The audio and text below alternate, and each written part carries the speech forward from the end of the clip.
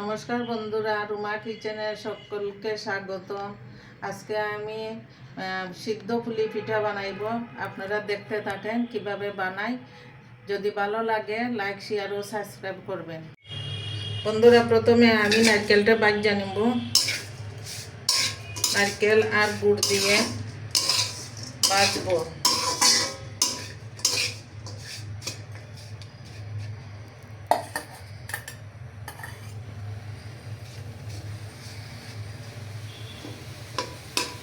ফাটালি গুড় দিয়েছি বন্ধুরা, নারকেলের মধ্যে ফাটালি গুড় দিয়েছি, আপনারা দেখেন।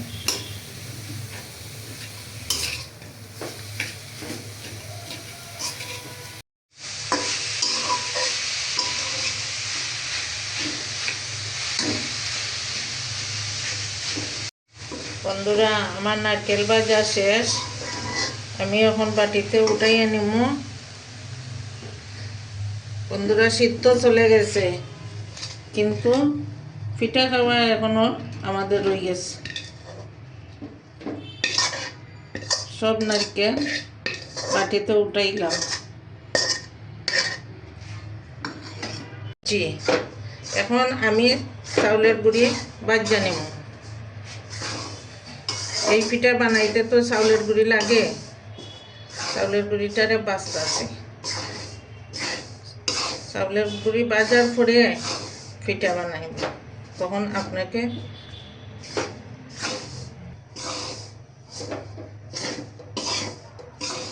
আপনাদেরকে দেখাবো।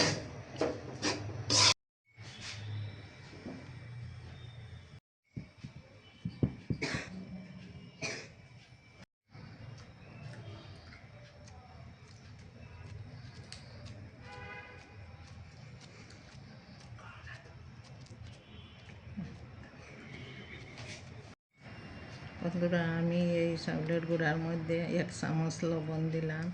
দিয়া গরম পানি দিয়ে বালা করে মিশাইয়া তারপরে আমি এখন পিঠা বানাইতেছি। আপনারা দেখেন কীভাবে পিঠা বানাইতেছি। এইভাবে আমি সব পিঠাই বানিয়ে নিব।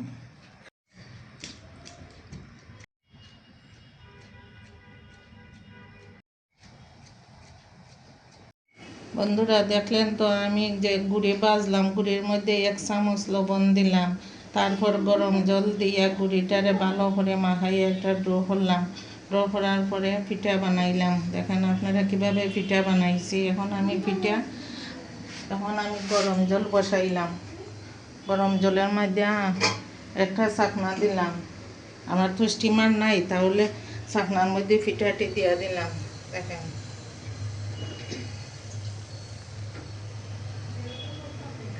যেহেতু সিদ্ধ পুলি পিঠা বানাইতেছে।